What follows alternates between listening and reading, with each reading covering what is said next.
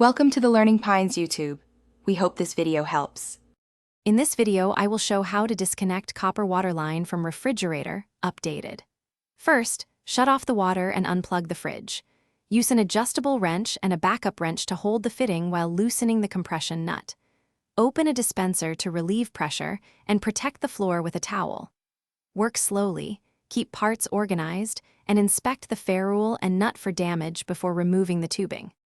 Start by turning off the water at the nearest shutoff valve and unplugging the refrigerator for safety.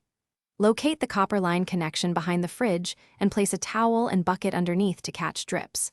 Hold the fitting with a backup wrench while loosening the compression nut with an adjustable wrench.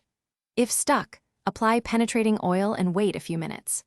Once loose, slide the tubing out gently and cap or replace fittings as needed. Quick recommendation and a small favor. If you're finding this helpful, please subscribe and like to support the channel. On another note, I recommend The Simple Path to Wealth as a smart read for saving money after DIY repairs. It explains simple investing principles that pair well with avoiding costly plumbing mistakes. Check the description for the link and other deals. Thanks for watching. Now let's get back to the video. After disconnecting, inspect the copper tubing for kinks, corrosion, or a damaged ferrule, and replace parts if necessary.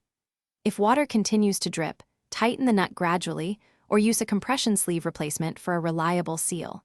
For hard water buildup, clean with vinegar and a brush before reinstalling.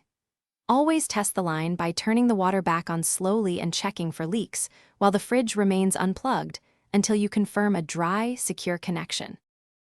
Thanks for watching. Consider subscribing if we helped you.